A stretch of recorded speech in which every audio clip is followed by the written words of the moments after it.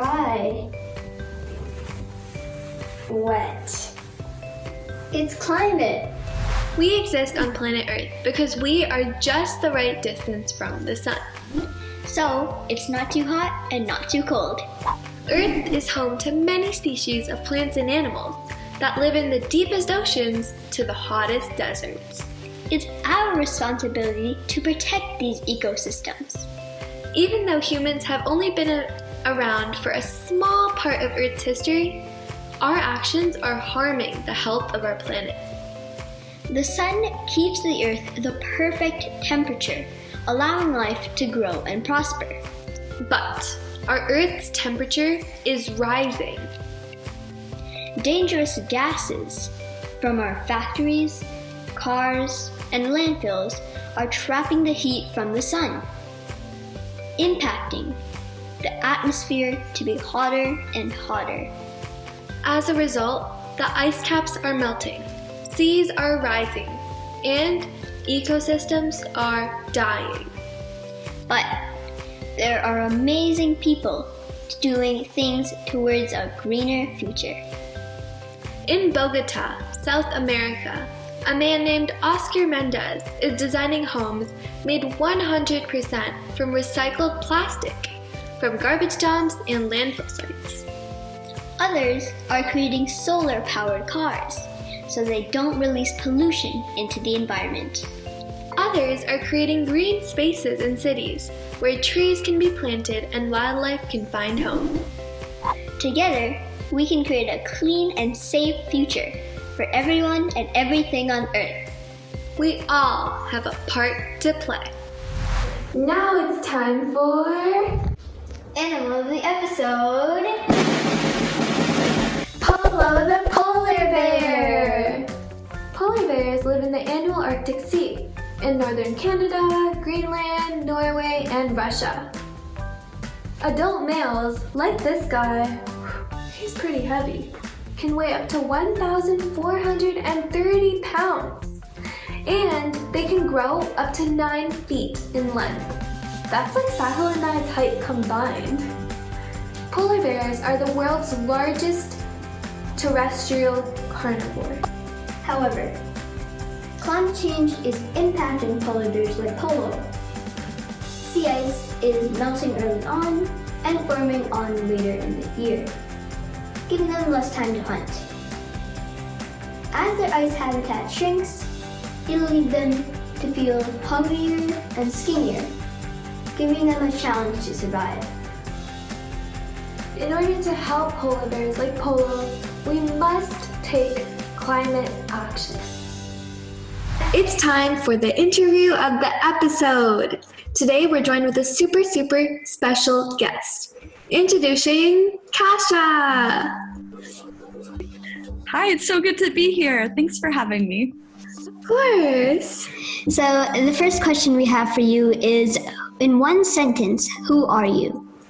So I'm Kasha Sequoia Slavner. I'm a 22-year-old documentary filmmaker, and I've been a passionate social justice advocate for most of my life. So I think that sums me up. That's a really good introduction. We're so excited to get to know you. So this episode's goal is climate action. And so it's a very important goal to us and to the world, especially with Earth Day being, very recently. So why is climate action important to you, and what does it mean to you? I think that's a great question. So climate action is something that's very important because we only have one Earth, and we are beings of Earth. Like, oftentimes we tend to think of ourselves as humans as being above nature, but that's not the case. Indigenous people have told us for decades, centuries, that we are a part of nature, and we're really key to the ecosystem. So what we do to nature is also what we're doing to ourselves. And how we mistreat nature is having impacts on some of the most disadvantaged communities in the world right now, and eventually it's going to affect everybody. So it's really important that as stewards of the land, that we have a responsibility to take care of our Earth so that not only our generation can have it, in healthy, livable condition, so that future generations can also have it to enjoy. So that's why climate action is important. That's a really good answer. So how do you think COVID-19 has impacted this UN goal? That's a really important reflection. COVID-19, we've seen that everybody stopped for a short period of time. There was limited travel. People weren't going about business as usual. So we were seeing that a lot of industries that are responsible for the climate crisis were kind of operating at slower or lower levels. And we were seeing, greenhouse emissions lowering, so less pollution. Some, parts of the ocean, I think, were starting to restore themselves. Like, we were seeing Earth starting to heal a little bit from all this damage that we've been doing. So I think it's really important that we use the lessons that we've taken from COVID, of seeing how we can really have a positive impact on the environment, and apply that into life going forward. That we not just go back to business as usual, that we care a little bit more, that we have more consideration for the effects of our actions. Yeah, and I definitely agree. I think it's crazy how, just a few months or a year of us just taking a step back, staying in our homes, impacted the earth in such a huge way that there's visible proof to see it. Like, it just proves how much we're contributing to that toxicness of the environment, and how if we just take a break, take that step back and just be more cautious of what we're putting out into the earth, it really, really helps. Absolutely. We're also on kind of the reverse side, is that, because of the all the hospitalizations and, people aren't able to use their reusable materials to stop the spread of COVID. We're also seeing a lot more single-use plastics being wasted and, single-use items being wasted. So it's kind of we have both sides of the coin, but it is that, like you said, what we can achieve if we change our lifestyles a little bit. For sure. So how do you contribute to climate action? So I see my work as a climate advocate coming from my peace work and also from my documentary filmmaking. So I'm working on a documentary that's called 1.5 Degrees of Peace, and 1.5 is signifying the global kind of internal warming target for, if we're going to keep our Earth at a healthy, in a healthier state, we can't surpass the internal temperature of the Earth being 1.5 degrees. So, peace is something that is really part of climate action. You can't have one without the other. And, by trying to achieve climate justice, you will have peace. So that's kind of how I've been trying to advocate for climate action, is to show that the two are linked together. And, by bringing together all the global goals, we can have stronger action and more thoughtful action if we're thinking about all the ways that we're impacting the world around us. So, yeah. Yeah, that's so cool to hear about your documentary. Do you want to tell us a little bit more about what's going to be in it, or what you've been putting into it? Yeah. So the film is really going to focus on young people who are living in communities that have been, communities around the world, but primarily those that have been already affected by the climate crisis or who have been affected by conflict. So 1.8 billion young people currently live in developing nations or nations that have been affected by conflict. And those countries are more likely to feel the effects of climate change. So the impacts are really clear that the two are connected. So I really want to, show the problem, but also show the creative ways young people are finding solutions, what they're doing to advocate for climate action, what projects they're running on the ground in their own communities. And so we're really hoping to help educate young people about the the links between the two issues, but also, get them excited to take action in their communities as well. To see that it's not, you don't have to have this big initiative. You don't have to be running your own organization to make real meaningful change. And it's really critical that young people, really, really important that young people are at the front of those movements, because we're going to be living in the world that we're kind of contributing to the effects of now. So it's important for us to really have a say in what the world will look like. I love that. And I think that's so important, highlighting what's already being done in the world, because I know that Sahil and I in our schools, we're always, taught what climate action is. And obviously we know it's important, but we're never taught the good side of things, what's actually happening, how it's progressing. We're always just looking at natural disasters and how things are going wrong. And that can be so negative on us. And it's just kind of, you lose hope for the earth. But your documentary really sparks that in us, in the viewers, that there is a chance, there is hope, there's so much we can do, even as young people, because again, we are the future. Absolutely. I totally agree with you. We need to have hope for the future. Otherwise, we're not going to want to work towards a better future at all. So exactly, yeah. Thank you for your reflection. So you said what you were going to do to help this goal, but what can the viewers do at home to help? So I think there's two things that are really important to remember is that, the climate crisis has been, of course, individual actions like what we can all do in our homes or in our communities matter, but it's also important to learn about the ways that the government or corporations are contributing to this problem. So your voice as a citizen of your country or of your, province or city, it matters. And making your voice heard to your government officials, writing to them, telling them why you care for, climate action and coming up with, solutions for them. We should have more bike lanes in our cities so that we can cut down on traffic and pollution from cars.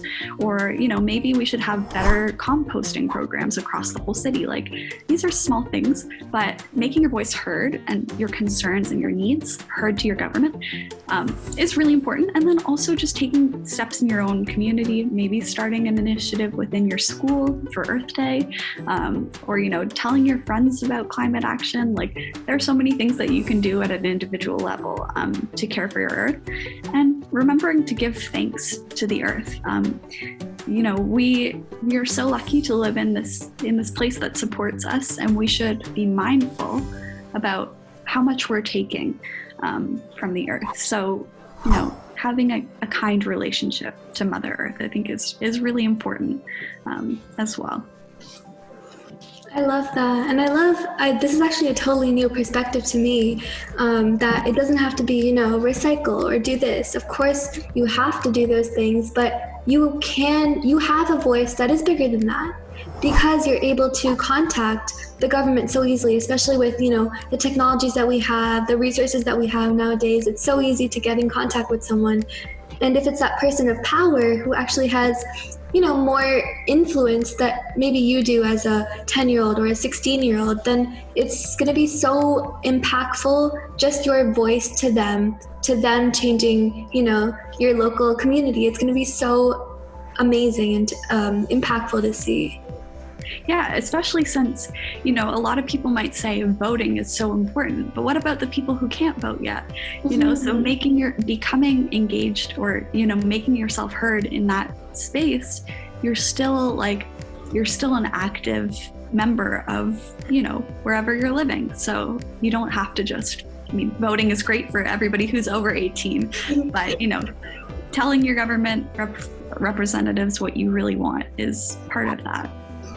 And I love how that's a connection to your specialties, right? You do climate and you do peace. And so this is perfectly alignment with you, with your initiatives, as well as what the viewers can do at home. So I love this conversation we're having. Thank you. And then we just have one more thing to ask you, is that if you could give the viewers kind of an activity or a demonstration or a game that they can do at home, either watching or go home and do it, like anything you'd like to tell them. Absolutely. Well, as a documentary filmmaker, I think it's pretty natural that I will say, watch documentaries. There's so many climate-related issues that we're facing, and documentaries are a really great way to connect with the issue at a really deep level, because you're not just seeing the problem, but oftentimes you're connecting with human stories at the center of this big issue. And it can really help empower you to take action and help you learn more about the issue. And I think that, something that sounds a little bit, you hear it all the time, but educating yourself is so important, because you can't change what you don't know about. So opening up your mind to learning about all sorts of new issues and new opportunities to take action, I think is a really special way. So, there's plenty of great documentaries on streaming services. And I think that that's a really fun way to learn about issues. Yeah, and I think with our generation, that's also a way that you can get into the issue more. So for example, for me, I've watched The Social Dilemma is a documentary on Netflix, and that just inspired me to look at things in a whole different way on a topic that I never knew I would be interested in, like how big businesses are profiting off of us as teenagers, as kids. And so just one documentary can really, really help you see things in such a different lens. And so I want to ask you, was there one that really, helped you understand? That's a great question. There's a documentary that I watched in the past year, which has been done by somebody who works on my team, and it's called Meet the Future, and it's about the agricultural industrial farming, like meat industry, and how it affects the climate so at such a high rate, and how there's people who are trying to make an alternative meat, which is from stem cells, so you don't actually have to slaughter any animal in the process of farming, to cut down on our carbon impacts, which was really interesting. I think that documentaries that provide solutions for you as an individual watching to take on are really important. So yeah, that was a really interesting documentary that I watched. And unrelated to climate, I love watching documentaries that are just about unique human stories. I think that it's such a special way to connect with the world around us and learn about other cultures and other countries. And so yeah, I can't give any specifics off the top of my mind, but I really do love watching documentaries in my spare time. I love that. That's amazing. And if you're watching this at home, definitely check out, different documentaries. If climate action is your passion, if it's something that you really want to get interested in, because all the issues are happening on our Earth, right? And so I think climate action is such a good place to start with the first goal, with, your initiative. If you want to get into something, if you want to make an impact, I think climate action is such a great first step. It's that, I'm going to be passionate about this, I'm going to change the world, and that starts right here on Earth. I love that. And, there are so many issues happening here on Earth that sometimes it can feel overwhelming to take on all of them.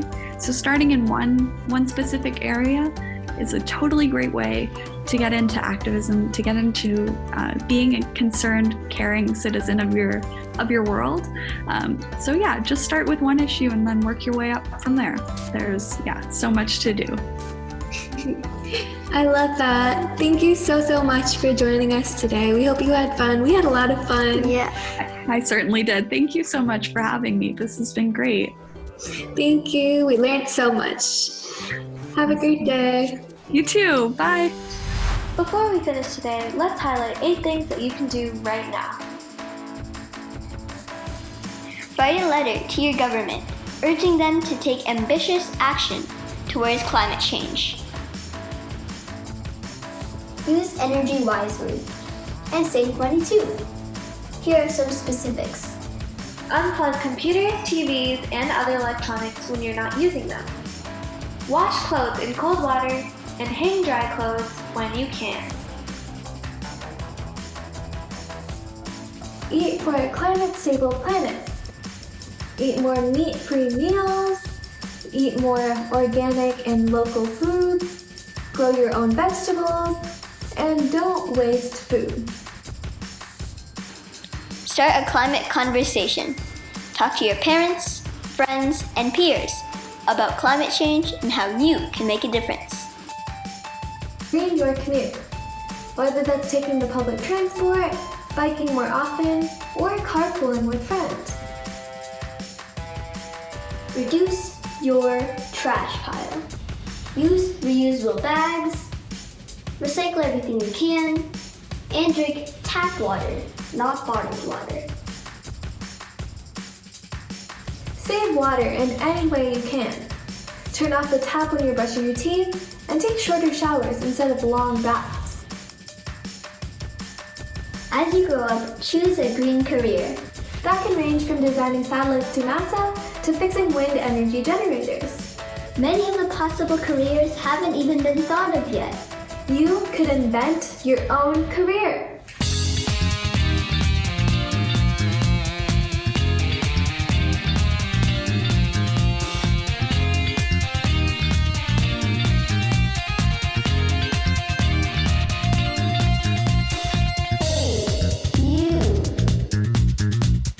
World issues, current events, how can I play my part?